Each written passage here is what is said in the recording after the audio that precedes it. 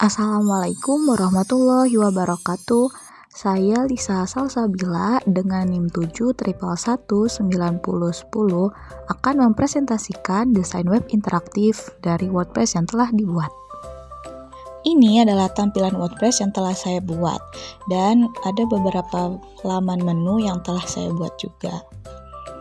Nah, kita akan bahas seputar laman menu yang udah saya buat dan isinya tentang apa saja ya. Nah, mengenai seputar pendidikan matematika, tentu dong kita harus kenal dulu nih, apa sih matematika itu? Langsung saja kita menuju ke menu blog. Di sini saya sudah memposting satu artikel yakni mengenal matematika. Di sini saya juga menghadirkan sosok gambar yaitu Al-Khawarizmi, di mana beliau merupakan salah satu tokoh ilmuwan Islam yang berperan dalam bidang matematika tentunya. Untuk postingan lebih lanjut, mari kita buka mengenal matematika.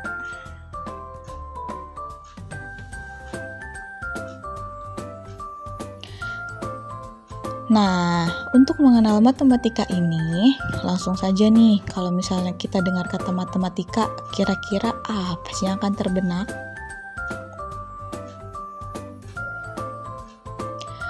Salah satu hal yang melekat ketika kita mendengar kata matematika adalah angka beserta jajaran perhitungannya. Tak hanya cukup sampai di situ, bagi kebanyakan orang, menilai matematika itu merupakan ilmu yang dirasa enggan untuk dipelajari. Bukan tanpa sebab, hal itu dikarenakan biasanya orang-orang menganggap matematika sebagai mata pelajaran yang sulit dicerna dan juga dipahami. Maka dengan alasan tersebutlah kebanyakan orang enggan untuk gemar mempelajari matematika, apalagi hingga menjadi mahir. Eits, dalam pembahasan kali ini kita akan kupas nih sebenarnya apa sih matematika itu? Adapun pengertian matematika adalah ilmu tentang logika mengenai bentuk, susunan, besaran, dan konsep-konsep yang berhubungan satu dengan yang lainnya dengan jumlah yang banyak dan terbagi ke dalam 3 bidang, yaitu aljabar, analisis, dan geometri. Selain itu, matematika juga merupakan ratunya ilmu. Karena semua cabang ilmu pasti memerlukan perhitungan. Matematika berasal dari bahasa Latin, yaitu matematika, yang mulanya diambil dari bahasa Yunani, matematik, yang berarti mempelajari.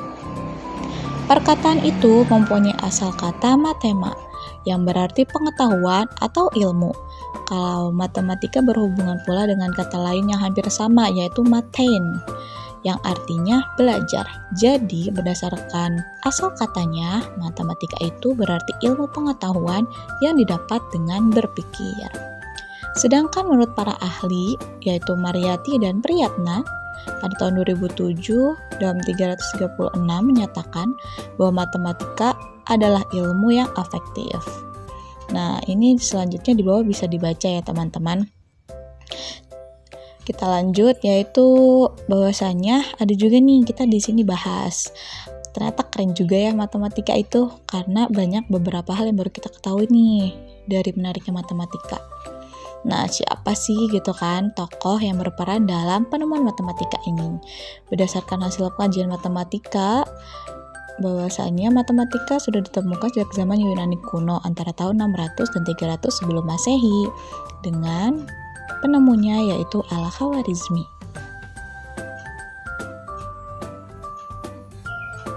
Nah, cukup jelas bukan mengenai pengertian matematika itu sendiri? Nah, lalu di sini di bagian menu selanjutnya saya mencantumkan kontak. Kontak ini berisi tentang data maupun kontak yang bisa dihubungi. Di sini saya mencantumkan nama lengkap saya, nomor telepon, alamat email, dan juga ada alamat tempat tinggal. Nah, untuk kontak ini biasa mempermudah orang lain jika ingin mencerita tentang kita. Selanjutnya ada laman contoh. Nah, kalau laman contoh ini biasa diisi dengan contoh ketika kita ingin membuat postingan atau blog ya. Lanjut kita masuk ke menu seputar pendidikan matematika. Ya, seperti judul WordPress ini yang saya beri nama seputar pendidikan matematika. Ini merupakan tampilannya dari seputar pendidikan matematika. Selanjutnya kita lihat video mengenai Al-Khawarizmi. Di sini saya mencantumkan video Al-Khwarizmi yang dapat ditonton melalui akses YouTube. Langsung saja kita tonton videonya. Khwarizm.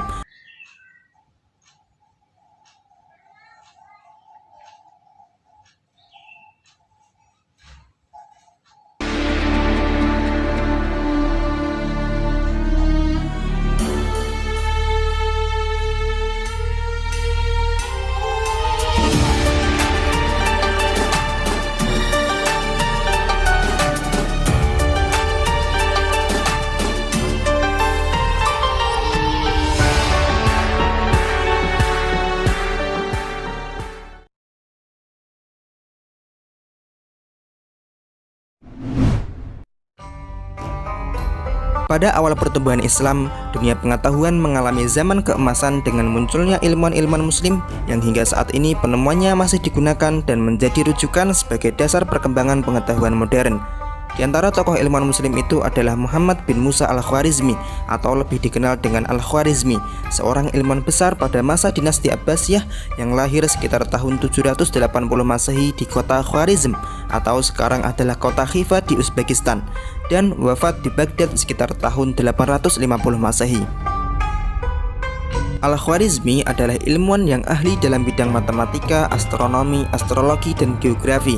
Sejak kecil, Al-Khwarizmi sangat gigih dan bersemangat untuk menuntut ilmu. Pada masa Khalifah Al-Ma'mun, saat kota Baghdad menjadi pusat ilmu pengetahuan dan perdagangan, yang mana banyak ilmuwan dan juga pedagang dari berbagai daerah datang ke kota Baghdad. Begitu juga Al-Khwarizmi, ia pergi ke kota Baghdad untuk menuntut ilmu di sana, hingga kemudian ia tumbuh menjadi seorang ilmuwan yang sangat masyhur. Tercatat ia pernah menjadi salah satu anggota di Baitul Hikmah atau Darul Hikmah yang disebut juga Wisma Kearifan di kota Baghdad, yaitu sebuah perpustakaan besar, lembaga penerjemahan dan juga pusat penelitian ilmu pengetahuan yang didirikan oleh Khalifah Harun Ar-Rasyid dan mencapai puncaknya di masa Khalifah Al-Ma'mun tahun 813 sampai 833 Masehi. Di sanalah dia mendalami ilmu alam dan matematika, termasuk mempelajari terjemahan manuskrip Sanskerta dan juga Yunani. Sepanjang hidupnya, ia mengabdi dalam bidang pendidikan dan riset keilmuan, dan banyak penemuan-penemuan penting yang sudah ia torehkan. Salah satu karya terbesar Al-Khwarizmi di bidang matematika adalah Al-Jabbar. Ia menulis buku Al-Kitab Al-Mukhtasar fi Hisab Al-Jabbar wal Muqabalah, atau kitab yang merangkum perhitungan, pelengkapan, dan penyeimbangan pada tahun 830 Masehi. Al-Jabbar adalah materi yang banyak dipelajari di dunia. Al-Jabbar merupakan salah satu cabang matematika yang mempelajari penyederhanaan dan pemecahan masalah menggunakan simbol sebagai pengganti konstanta dan variabel. Kini Al-Jabbar telah banyak dimanfaatkan di dunia dan menjadi salah satu materi yang wajib diajarkan di sekolah-sekolah. Al-Khwarizmi juga berjasa dalam merumuskan dan menjelaskan dengan detail tabel sinus, kosinus, dan trigonometri. Nah, karena karya-karyanya ini, kemudian Al-Khwarizmi disebut sebagai Bapak Al-Jabbar. Tidak hanya konsep Al-Jabbar, Al-Khwarizmi juga merupakan orang yang pertama kali menemukan bilangan 0 atau dalam bahasa Arab disebut sifr. Al-Khwarizmi adalah orang pertama yang menjelaskan kegunaan angka-angka, termasuk angka 0. Karyanya dalam bidang aritmatika tertulis dalam kitab Al-Jam'a wa Tafriq bil Hisabil Hindi, yaitu sebuah buku tentang penjumlahan dan pengurangan berdasarkan kalkulasi Hindu. Ia memperkenalkan penggunaan angka Hindu 1 sampai dengan 9 dan angka 0. Ia juga membahas asal-usul angka serta sejarah angka-angka yang sekarang sedang digunakan di seluruh dunia. Melalui karya-karyanya inilah orang-orang Eropa belajar menggunakan angka 0 untuk memudahkan menghitung puluhan, ratusan, ribuan, dan seterusnya. Di dalam karyanya itu juga, Al-Khwarizmi mengenalkan konsep algoritma. Algoritma adalah langkah-langkah yang logis mengenai penyelesaian masalah yang disusun secara sistematis. Algoritma merupakan jantung ilmu informatika komputer. Maka tanpa adanya algoritma ini, mungkin tidak akan ada teknologi komputer seperti sekarang ini. Nah, karena prestasi-prestasinya di bidang matematika ini, maka kemudian ia mendapat julukan sebagai Bapak Matematika. Tidak hanya di bidang matematika saja, Al-Khwarizmi juga berkontribusi dalam bidang geografi dan astronomi. Di bidang geografi, ia menulis buku yang berjudul Kitab Suratul Ard, yang artinya buku pemandangan dunia atau kenampakan bumi. Buku ini selesai pada tahun 833 Masehi. Buku ini berisi revisi dan penyempurnaan terhadap peta yang dituliskan oleh Ptolemeus. Al-Khwarizmi juga pernah memimpin proyek pembuatan peta dunia untuk Khalifah Al-Ma'mun dan berpartisipasi dalam proyek peta dunia bersama dengan 70 ahli geografi lainnya. Di bidang astronomi, Al-Khwarizmi juga memiliki karya yang fenomenal yang dibuktikan dengan adanya karya yang berupa tabel-tabel astronomi. Nah, itulah sederet prestasi yang telah ditorehkan oleh Al-Khwarizmi. Semoga kita dapat meneladani kegigihan dan semangatnya dalam belajar.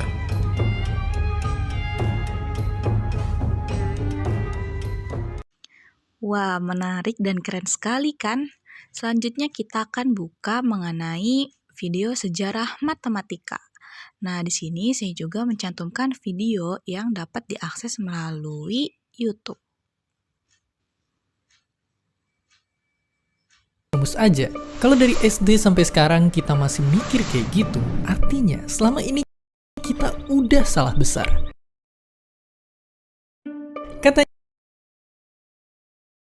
Katanya matematika itu pelajaran susah yang belajarnya cuma ngitung dan ngapalin rumus-rumus aja. Kalau dari SD sampai sekarang kita masih mikir kayak gitu, artinya selama ini kita udah salah besar. Ya, kita udah salah melihatnya. Itulah yang bikin matematika di sekolah seolah berubah jadi monster menyeramkan yang maksa kita untuk ngitung angka-angka atau nyari X yang hilang entah kemana. Ini semua yang bikin kita tersiksa setiap kali belajar matematika. Padahal sebenarnya matematika jauh lebih dari itu. Maka sekarang waktunya kita mengenal lebih jauh sosok sang monster yang sebenarnya. Sosok yang aslinya nggak serem tapi justru indah, tapi tersembunyi di sekeliling kita. Karena dengan mengenal bidang pelajaran ini, artinya kita mengenal bahasa untuk mempelajari alam semesta dan isinya, menelusuri jejak-jejak rahasia dunia yang tersebar di mana-mana. Dan itu semua hanya akan terjadi jika kita menganggapnya lebih dari hitung-hitungan dan rumus mata. Bersiaplah memecahkan misteri dunia lewat matematika.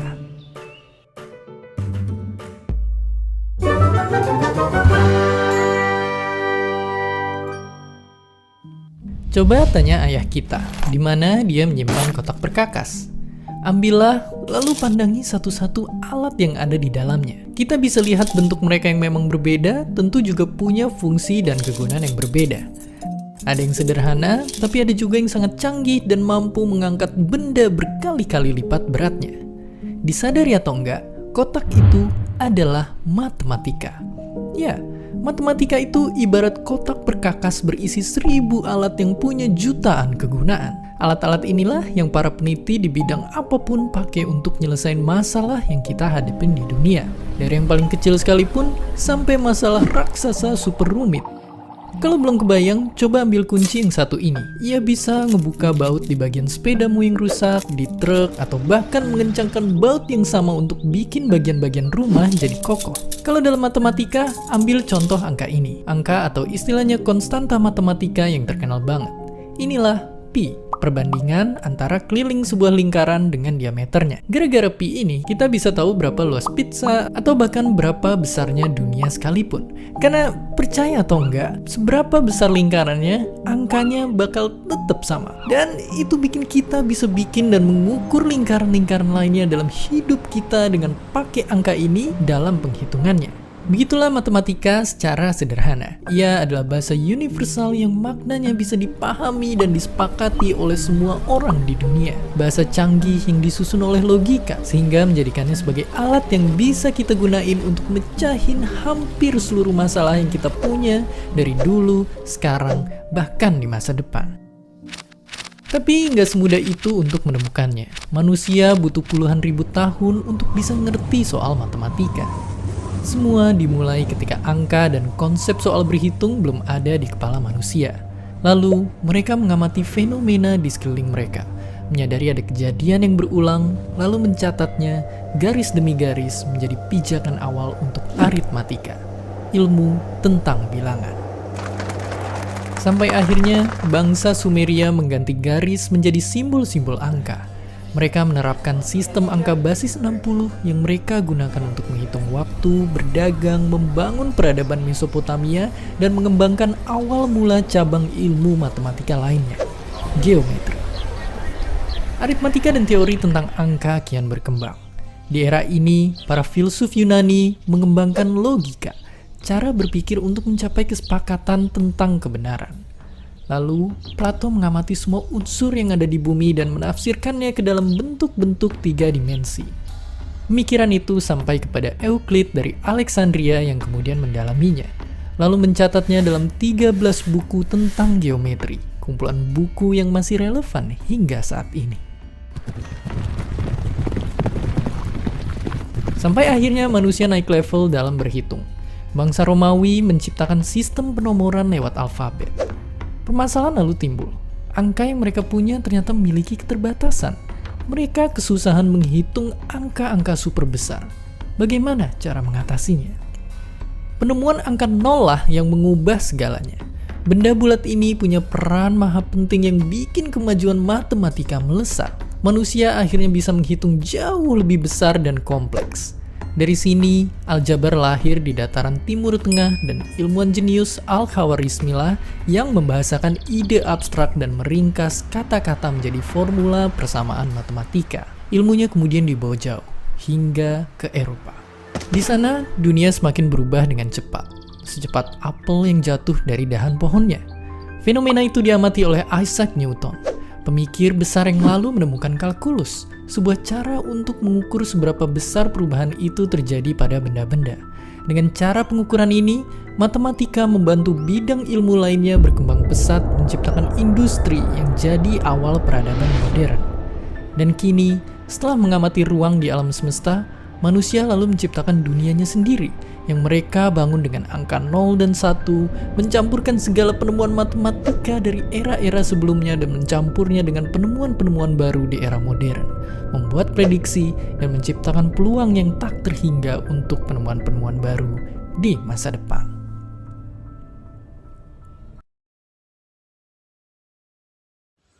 Sekian presentasi saya mengenai WordPress yang telah saya buat dan saya ucapkan terima kasih. Wassalamualaikum warahmatullahi wabarakatuh.